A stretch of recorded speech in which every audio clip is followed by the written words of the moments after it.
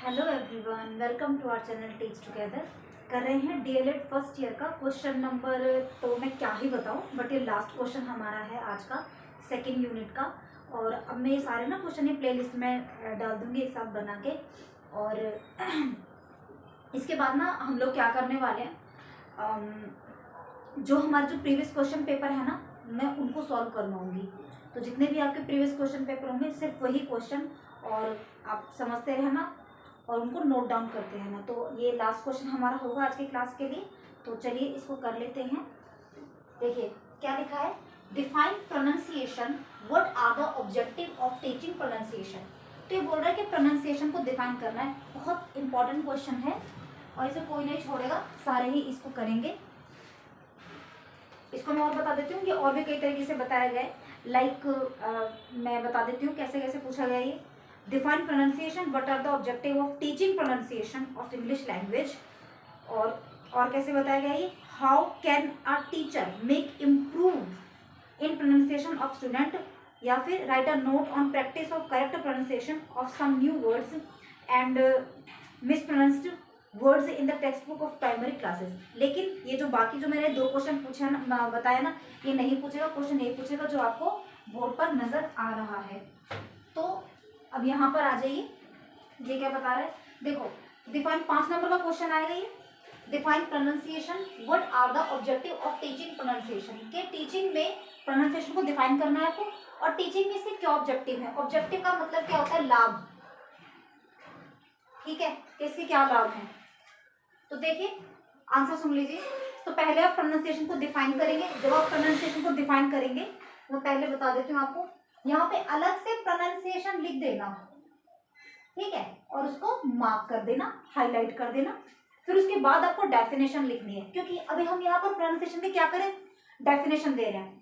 2 या 3 नंबर में पूछेगा तो उसमें क्या पूछेगा, सिर्फ और सिर्फ प्रोनाउंसिएशन पूछेगा। तो इसमें जहां तक आपको प्रोनाउंसिएशन के बारे में बताया गया है बस वो लिखना है, उसके ऑब्जेक्टिव नहीं लिखने हैं। तो आइए यहाँ पर क्या बोलता है, प्रोनाउंसिएशन मीन्स, प्रोनाउंसिएशन का मतलब है the way of producing the sounds, वो तरीका जिससे कि हम साउंड्स को प्रोड्यूस करते हैं, of different sound forming words, यानी कि जो हमारे डिफरेंट साउंड्स होते हैं, डिफरेंट तरीके से हम जो बोलते हैं उसको कैसे बोलना है, ये हमको कौन सिखाता है, प्रोनाउंसिएशन सिखाता है। फिर प्रोनाउंसिएशन हमको बताता है। दे क्या लिखा है मैंने, दे आर प्रोनाउंस्ड, ये दे है THEY, they are pronounced differently in relationship.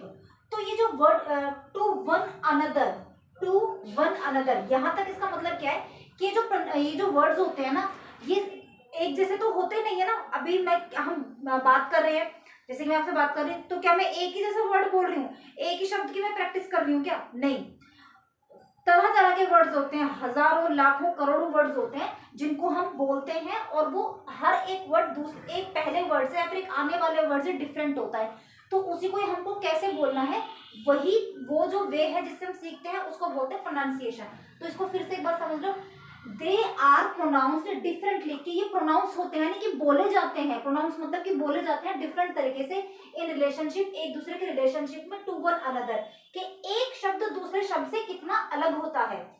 ठीक है, उसके बाद क्या है, इन द अदर वर्ड्स, अगर हम दूसरे तरीके से इसको समझे, the use of sounds system in speaking is called pronunciation, यानी कि जो हमारे वर्ड होते हैं, वर्ड को कैसे, वर्ड्स की साउंड को, the use of words, the use of, क्या लिखा है, इन द अदर वर्ड्स, दूसरे शब्दों में कहें तो द यूज ऑफ साउंड्स, के ध्वनियों का प्रयोग करते हुए, यानी कि ध्वनियों का जो सिस्टम है उसको हमको कैसे बोलना है, उसी को ही हम क्या बोलते हैं, वो जो सिस्टम है ना, वो सिस्टम क्या है बोलते समय, उसी को ही हम क्या बोलते हैं, प्रोनाउंसिएशन कहते हैं। देखो वैसे तो आई होप आपको समझ तो आ चुका होगा, लेकिन फिर भी मैं आपको थोड़ा सा और समझा दूं। ये देखो, ये क्या लिखा है, ये स लिखा है, ये श लिखा है, और ये श लिखा है। आपने जनरली देखा होगा कि बहुत से लोग ना इनमें डिफरेंट ही नहीं कर पाते हैं। तो ये क्या है, ये सा है, सा। आप खुद जब आप बोलेंगे ना तो आपको पता चलेगा कि आपकी जो टंग है वो माउथ के कौन कौन सी एरिया पर टच कर रही है। तो ये सा है, ये श है, और ये श है। ठीक है, इसमें थोड़ी और ज्यादा सीटी जैसी आवाज निकलती है। तो ये जो मैंने बोला स श, श, इसी को ही क्या कहा जाता है, प्रोनाउंसिएशन कहा जाता है। और इंग्लिश में इसकी बहुत ज्यादा जरूरत पड़ती है, इवन हर एक लैंग्वेज में जरूरत पड़ती है, ऐसा नहीं है, बट इसको बोलते हैं हम प्रोनाउंसिएशन है। आगे आइए, अब इतना करने के बाद आपने क्या कर दिया, प्रोनाउंसिएशन को डिफाइन कर दिया।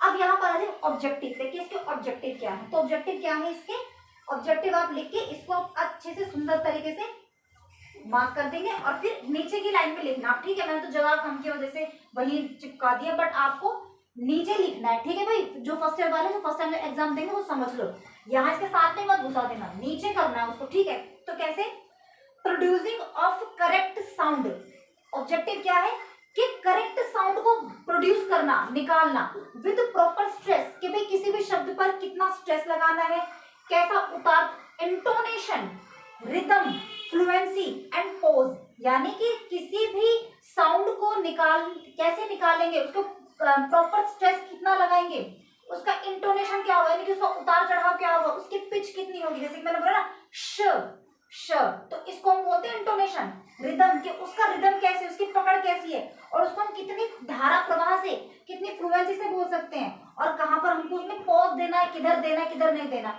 ऐसा ये प्रोनाउंसिएशन सीखने से आपको ये सब पता चलता है। और क्या है, डेवलपिंग गुड स्पीच मैनर, कि आप एक गुड स्पीच मैनर आपके अंदर आता है कि किसी देखो बात तो सब करते हैं, बट स्पीकर कौन होते हैं, जिनके अंदर ये एबिलिटी होती है, जिनके अंदर ये हुनर होता है। कुछ लोग होते हैं ना, कहते हैं ना कि उनकी तो बातों से प्रभावित हो जाते हैं, वो ऐसा बोलते हैं, उनके शब्दों में वो मजबूती होती है कि हम अट्रैक्ट हो जाते हैं, उनके बोलने के तरीके से मायल हो जाते हैं कि जिस तरीके से वो बोल रहे हैं। तो यहाँ पर आइए, developing good speech manner with impressive, क्या आप उसको कितने इम्प्रेसिव तरीके से बोल रहे हैं, पोस्चर एंड गेस्चर, उसको मतलब कितना सुंदर तरीके से, कितने अच्छे पोस्चर से, कितने अच्छे उसको एक होता है ना कि जिसको सुनते निकले वाओ। अब जैसे कि मोदी जी हैं, तो जब वो स्पीच देते हैं तो कौन नहीं सुनता, हर कोई सुनता है, जबकि ऐसी कोई नई बात वो लेके नहीं आए, बट हम सुनते हैं क्योंकि उनके बोलने के तरीके में जो उनका जो पोस्चर है ना, यहाँ पर एक पोस्चर काम करता है, मतलब बातों में ना उनकी सच्चाई लगती है, तभी तो लोग उनके फैन है। हालांकि वो क्या क्या कुछ नया करके चले गए, जितने भी पॉलिटिक्स आते हैं सब रोजगार देते हैं, अब देते नहीं देते लेकिन बोलते तो सभी है ना। तो वो बोलने में एक होता है ना, एक सच्चाई निकल के आती है, एक भाव निकल के आता है, उसको हम बोलते हैं पोस्चर। गेस्चर का मतलब ही वही है कि आपने कहा उसको, जैसे कि आप देखते हो मोदी जी का उदाहरण ले, तो वो एक सेंटेंस बोलते हैं, फिर उसके बाद तो कुछ सेकंड के लिए रुकते हैं, तो लोग वेट करते हैं, तो बोलना ऐसे है कि लोग आपका इंतजार करें, वही गेस्चर होता है कि आप कैसे इसको समझेंगे। आई मीन दूसरा इंसान कितना उस पर अपना एक कॉन्सेंट्रेट कर रहा है, और ये काम आपका होता है कि आप एक ऐसा गेस्चर छोड़े कि सामने वाला व्यक्ति आपको सुने। कल्टीवेशन, तीसरा है कल्टीवेशन ऑफ हैबिट, के अपनी हैबिट को कल्टीवेट करें। कल्टीवेट का मतलब होता है कि आप उसको हर रोज नया बना रहे हैं, ठीक है, कल्टीवेट यानी कि उसको नया बना रहे हैं हर रोज। Cultivation of the habit of speaking long sentence, कि आप अपने हैबिट में अपने लॉन्ग सेंटेंसेस को बोल रहे हैं, अपनी आदतों में ला रहे हैं, उसको कल्टीवेट कर रहे हैं। And speaking for long time, और उसको एक लंबे समय तक आप बोल पा रहे हैं, ठीक है। तो अगर स्क्रीनशॉट लेना है तो ले लो। और ये तो हमारी हो गई, हमारी कंप्लीट हो चुकी है। इसके बाद हम ना जो आपके जो प्रीवियस ईयर क्वेश्चंस पेपर हैं वो सॉल्व करेंगे, तो आप रेडी रहना। और अगर आपके फ्रेंड्स वगैरह हो, अभी तक मैंने शेयर बोला नहीं है, बट क्योंकि अब हम सिर्फ और सिर्फ प्रीवियस ईयर ही आपके सॉल्व करेंगे, तो भाई जिनके एग्जाम वगैरह सब कुछ हो, मतलब मैं देखती हूँ आप लोगों को थोड़ी प्रॉब्लम होती है, जल्दी कराओ, तो जल्दी तो क्या ही जल्दी करें, बट ये कर सकते हैं कि हम ना जो आपके प्रीवियस क्वेश्चन पेपर है अब वो स्टार्ट करते हैं, तो जिनको ज़्यादा जल्दी है वो फिर इससे अपनी हेल्प ले सकते हैं, और भाई अपने फ्रेंड वगैरह को शेयर कर देना। अब ये जो नेक्स्ट होगी, ये जो वो वाली जो क्लास होगी ना हमारे जो प्रीवियस ईयर करेंगे, वो शेयर कर देना ताकि उनको भी हेल्प मिल जाए। तो ठीक है, ये कर लो, कोई दिक्कत हो तो आप कमेंट बॉक्स में अपना क्वेश्चन छोड़ सकते हैं। तब तक के लिए thank you and good bye.